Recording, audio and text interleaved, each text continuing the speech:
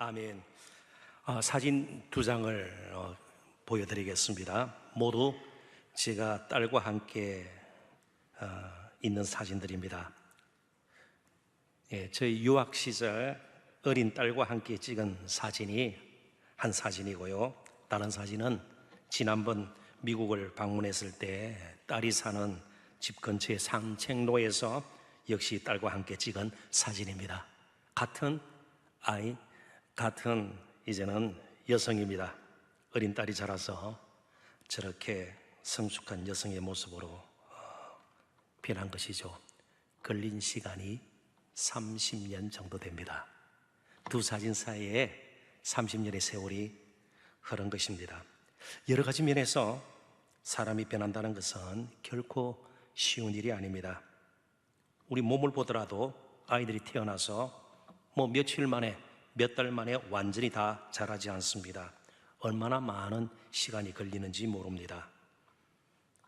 특별히 참 사람의 인격이라든지 또 우리가 우리 자신을 돌아보면 늘 경험하게 되지 않습니까? 영적으로 성장하는 것은 더욱 힘든 일입니다. 오랜 시간을 요하는 것이죠. 그래서 저희들이 교회 내에서도 어떻게 저렇게 변하지 않는가 이렇게 탄식이 나올 정도로 때로는 영적인 그런 괴로움들이 사실 우리에게 있습니다. 목회자들에게도 있고 여러분들에게도 있을지 모르겠습니다. 그런데 오늘 본문은 우리에게 정말 놀라운 변화가 있을 것임을 가르쳐 줍니다. 변화라는데 좀 주목을 하시면서 본문 고린도전서 15장 52절을 다시 한번 읽어보겠습니다. 화면을 보시면 좋겠습니다. 나팔 소리가 남의 죽은 자들이 썩지 아니할 것으로 다시 살고 우리도 변화되리라. 아멘. 그런데 변화에 앞서서 지금 우리가 가진 이 몸이 썩을 몸인 것을 암시하고 있죠. 죽은 자들이 썩지 아니할 것으로 다시 살아나고, 그러니까 우리 몸은 썩을 수밖에 없는 몸이다. 이게 오늘 본문에 담겨져 있습니다. 그 의미가. 그런데 조금 앞구절들을 보면은 이 땅에서 살고 있는 이 몸의 특징을 세 가지로 이야기해 주고 있습니다. 고린도전서 15장 42절과 43절을 제가 읽어보겠습니다. 죽은 자의 부활도 그와 같으니, 다시 여기 같은 단어가 사용되고 있죠. 썩을 것으로 심고 썩지 아니할 것으로 다시 살며, 우리의 몸은요 썩을 몸이에요.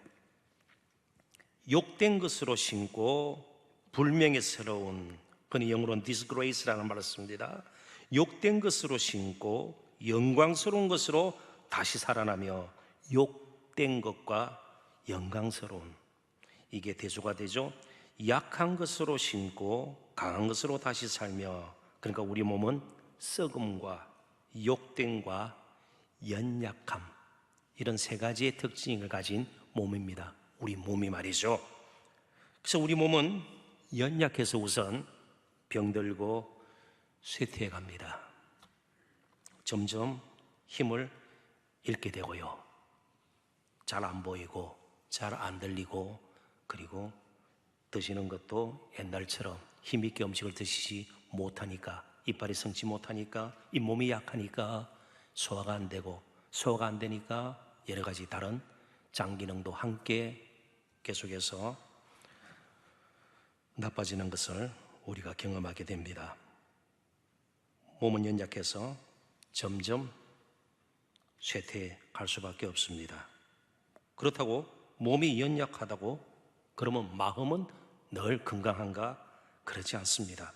비록 죄사함의 은혜를 잊고 살지만 육신을 잊고 사는 동안 우리는 결코 죄의 유혹에서 자유롭지 못합니다. 그래서 사실은 죄송합니다만 연세가 많이 드셨다고 인격적으로 다 다듬어지는가? 꼭 그런 건 아니에요. 때로 우리 자신을 보더라도 상당히 욕된 부분들이 많이 있습니다. 좀 추한 부분도 있을 수가 있죠. 흉한 부분도 분명히 있습니다. 그래서 우리 이 몸 가지고는요 상당 부분 욕됨의 흔적을 남기게 되고 욕됨의 열매를 맺게 되는 것도 사실입니다. 그리고 우리는 시간이 지나서 이제 때가 되면 결국 이 몸 한 줌의 흙이나 제가 되고 맙니다. 이게 보통 세상을 사는 사람들의 이야기입니다. 그리고 끝. 그죠? 장례식장에서 울고 뭐 좀 생각하고 그리고 끝입니다. 이야기가 끝이 납니다. 그런데 우리의 이야기가 끝난 것이 아님을 가르쳐주는 또 다른 이야기가 있습니다. 우리의 이야기를 계속 이어나가게 만드는 이야기입니다. 한 분이 우리를 위해서 십자가에서 죽으시고 그분이 다시 죽은 자 가운데서 살아나셨습니다. 주 예수 그리스도께서 죽은 자 가운데서 다시 사셔서 그분의 부활을 우리의 부활로 연결시켜 주었습니다. 그분의 부활 안에서 우리도 부활하게 되었습니다. 바로 예수 그리스도의 죽은 자 가운데서 다시 살아나심이 상상할 수 없는 우리에게 영향을 미친 것입니다. 예수님께서 죽으셨다가 사흘 만에 살아나신 것은 예수님 자신의 부활로만 끝나지 않고 우리도 부활할 것이라는 그러한 사실을 보증하는 도장을 찍은 첫 열매입니다. 고린도서 15장 20절에 나와 있죠. 헬러 원문 성경에는 열매가 복수형으로 되어 있습니다. 열매들로 되어 있습니다. 예수님 한 분이 부활하셨는데 그 부활 안에 부활의 열매들이 이미 맺혀 있는 거예요. 열매들이 어디 있어요? 바로 옆에 계시네요. 바로 옆에 계신 이분들이 부활의 열매예요. 우리 한 사람 한 사람이 모아서 부활의 열매예요. 예수님의 부활 안에 저와 여러분의 부활이 이미 담겨져 있는 거예요. 예수님 부활하신 것은 앞으로 예수 믿는 자들도 부활할 것이라는 그런 하나님의 인정이에요. 도장을 찍어주신 거예요. 확실하다는 겁니다. 이제 예수님께서 부활하셔서 나팔 소리가 날 때에 우리는 영광스러운 몸으로 더 이상 썩지 아니하는, 더 욕되지 아니하는, 약하지 않은 완전한 몸으로 우리는 부활하게 될 것입니다. 변할 것입니다. 그래서 오늘 본문에 나팔 소리가 나매 죽은 자들이 썩지 아니할 것으로 다시 살아나고 우리도 변화되리라, 변화를 입으리라. 자, 나팔 소리가 뭘까요? 언제 나팔 소리가 들릴까요? 일단 옛날 나팔 소리가 들리는 것은 성읍에 위험이 생겼을 때 적이 쳐들어온다든지 그럴 때 나팔을 불 수 있죠. 그렇지만 지금 그림은 완전히 다른 겁니다. 왕이 행차할 때 나팔 소리가 나는 겁니다. 요즘도 무슨 기념식이나 그렇죠? 국가적으로 큰 행사를 시작할 때 대통령이 입장하면 국가 원수가 입장하면 어떻습니까? 그리고 왕정 제도가 아직 남아있는 그런 나라에서는요, 왕이 들어오면은요 팡파레를, 그죠? 우리나라 팡파레는 주로 소리가 어떻습니까? 딴따라단딴딴 딴따단 맞습니까? 아무튼 팡파레 이런 나팔 소리예요. 예. 이제 그가 오신다, 그가 오신다예요. 그 나팔 소리가 남에 그가 오시면서 승리의 축제가 시작이 되는 것이에요. 예수 그리스도께서 다시 이 땅에 오시는 바로 재림 나팔 소리가 납니다. 승리의 축제가 시작됐습니다. 왕이 옵니다. 일종의 나팔 소리입니다. 연주가 시작됩니다. 그렇게 긴 곡은 아닐 것이에요. 그리고 마지막 나팔 소리가 날 때 정말 놀라운 일이 일어납니다. 연주가, 나팔 소리가 거의 끝나갈 무렵 마음속에 그때의 광경을 한번 이 새벽에 그려보십시오. 고린도서 15장 51절 분명하게 그 그림이 이제 우리 마음속에 떠올라야 합니다. 51절 다 같이 한번 읽어보십시다. 보라, 내가 너희에게 비밀을 말하노니 우리가 다 잠잘 것이 아니요 마지막 나팔에 순식간에 호련히 다 변화되리니. 아멘. 아마 이 편지를 쓸 때 사도 바울이 마음이 막 벅찼을 겁니다. 예, 사도 바울은 몸도 사실은 약했습니다. 그렇습니다. 그죠? 예수님 만날 때에 그 충격도 있었을 때고요, 사역에서 오는 여러 가지 마음의 괴로움이, 공고함이 있었을 겁니다. 늘 피곤에 절어 있었을 겁니다. 마지막 나팔에 순식간에 호련히, 비슷한 단어를 반복했다는 것은 그만큼 강조를 하는 겁니다. 자, 순식간에, 순간적으로, 호련히, 눈 깜짝할 사이, 그런 뜻이에요.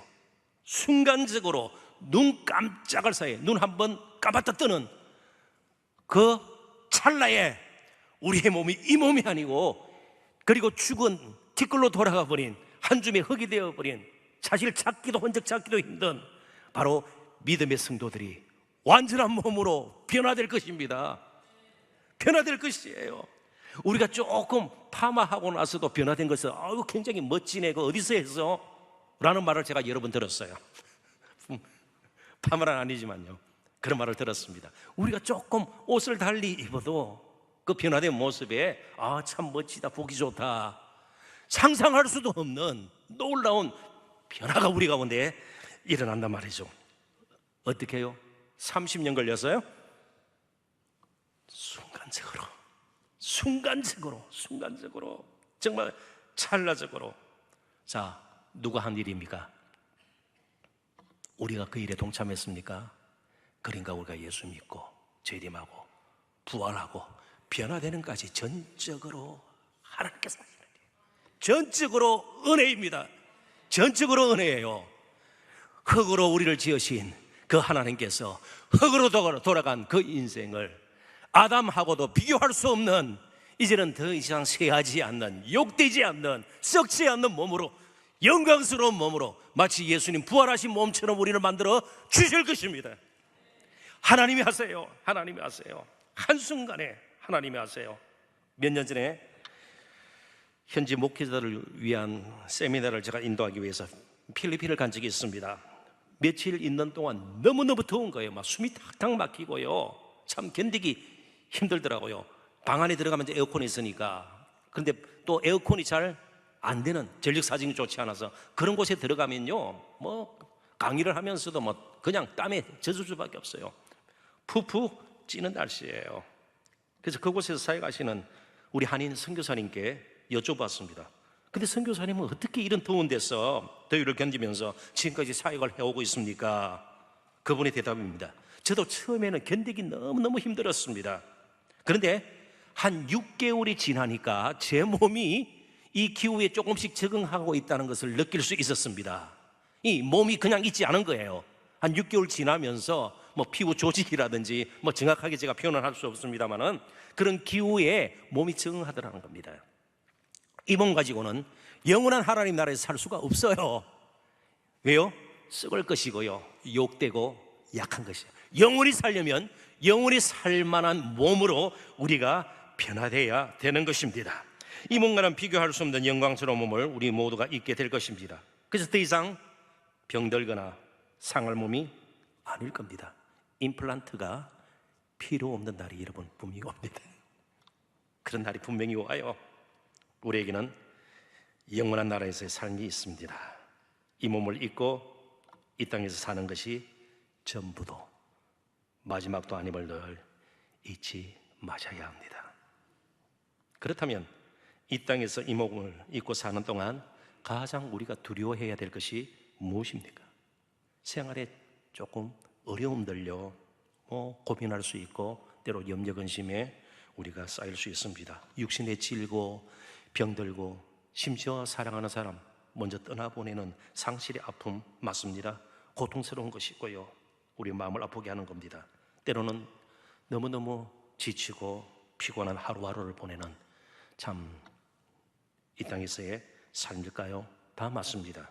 그러나 가장 두려워해야 할 것은 예수님을 믿지 않는 겁니다. 부활을 믿지 않고 부활의 소망 없이 살다가 영원한 형벌에 처해지는 겁니다. 부활의 영광의 몸으로 우리는 부활될 것을 분명히 믿어야 합니다. 그 변화를 믿어야 합니다. 근데 안타깝게도 고린도 교회 몸의 부활을 믿지 않는 사람들이 있었습니다. 고린도전서 5장 12절에 보면 알 수가 있어요. 그래서 사도 바울은 이어지는 몇 구절을 통해서 만일 부활이 없다면 5번에 걸쳐서 부활이 없는 인생이 얼마나 허망한가를 계속 가르쳐주고 있습니다. 우리의 신앙과 그에 따른 모든 수고가 헛될 것임을, 이 땅에서 삶이 정말 헛될 것임을 분명히 밝히고 있습니다. 심지어 부활이 없는 십자가에 대해서는 앨리스터 맥그레스라는 목사님은 이렇게까지 아주 극적인 표현을 썼습니다. 그냥 들어보십시오. 부활이 없다면 십자가의 길은 금욕적인 자기 부인에 지나지 않으며 최상의 경우 존재의 공허함에 대한 체념의 길이요 최악의 경우 절망과 망상의 길에 불과할 것이다. 예수 그리스도 부활하신 그분을 만나지 않았을 때 제자들이 가지고 있던 바로 허무함, 놀라움, 두려움, 이런 것들을 우리는 맥그레스 목사님의 말을 통해서도 이렇게 연결시켜서 더듬어 볼 수 있습니다. 특별히 예수님과 우리 자신의 몸의 부활을 믿지 않을 경우 분명히 나타난 일 가운데 하나가 이 땅에서의 삶에 더 집착하게 됩니다. 필요 이상으로 이 몸에 집착을 하게 되는 겁니다. 그리고 이 몸으로 거룩한 열매를 전혀 맺지를 못하는 겁니다. 32절 뒷부분에 보면 죽은 자가 다시 살아나지 못한다면 내일 죽을 테니 먹고 마시자 하리라. 그래서 정말 썩을 욕된 약한 몸을 가지고 계속해서 방탕한 삶을 살아가게 되는 겁니다. 자, 이제 말씀을 맺겠습니다. 자, 그렇다면 부활신앙을 가지고 남은 우리가 이 땅에서 이 몸을 입고 사는 동안 그럼 해야 할 일이 무엇입니까? 놀라운 영광의 변화가 있을 것을 알기 때문에 너무 이 땅에서 삶에 슬퍼하거나 마음을 빼앗기거나 너무너무 힘들어서 믿음의 길에서 자꾸만 벗어나는 일은 없어야 되겠다는 겁니다. 할 수 있는 대로 이 몸으로 정말 헌신의 열매들을 많이 맺어야 되겠다, 그런 뜻입니다. 왜요? 이 몸이 우리가 볼 수 있는 마지막 몸이 아니에요. 흙으로 돌아오면 끝이 아니에요. 이야기가 거기서 끝나는 것이 아니에요. 할 수 있는 대로, 그러므로 우리는 시간과 물질과 우리의 힘을 함부로 사용하지 않도록 늘 조심해야 합니다. 그리고 한 가지만 제가 더 강조합니다. 어차피 우리 다 같이 썩을 몸, 이 약한 몸, 욕된 몸, 그리고 부활의 영광으로 변화될 이 몸요, 그래서 이 몸들을 좀 아껴주고 사랑해 주십시오. 어차피 우리는 여기서 영원토록 그래 있는 동안 좀 사랑하고 존중해주고 인정해주고, 뭐 이 땅에서 우리가 얼마큼 살 거라고 그렇게 서로를 모질게 대하고요, 막 착같이 뒷걸을 잡아내려고 그러고 붙들고 그럴 필요가 없다는 겁니다. 사랑하고 서로 섬기고요, 위로하고, 우리 부활의 영광이 있지 않은가? 우리 변화될 것입니다. 때로는 감싸주고요, 만져주고, 정말 어려움을 함께 지고 그렇게 나갔으면 좋겠습니다. 그래서 부활에 대한 긴 설명을 이제 고린도 교회 성도들에게 전하고 설명을 마친 사도 바울이 이제 그들을 축복하며 격려했던 말, 저도 이 시간 사랑하는 성도 여러분들에게도 전하고 싶습니다. 고린도서 15장의 마지막 구절이에요. 한 두 구절, 고린도서 15장 57절, 58절, 우리가 정말 서로를 향해서 이 말을 전하고 싶습니다. 축복하고 싶습니다. 그런 마음을 가지고 우리 찬찬히 함께 읽도록 하십시다. 다 같이 읽습니다. 우리 주 예수 그리스도로 말미암아 우리에게 승리를 주시는 하나님께 감사하노니, 그러므로 내 사랑하는 형제들아, 견실하며 흔들리지 말고 항상 주의 일에 더욱 힘쓰는 자들이 되라. 이는 너희 수고가 주 안에서 헛되지 않은 줄 알미라. 아멘. 정말 복되고 즐거운 행복한 부활주일 보내시기를 주님의 이름으로 축원합니다. 기도하십시다. 하나님 아버지,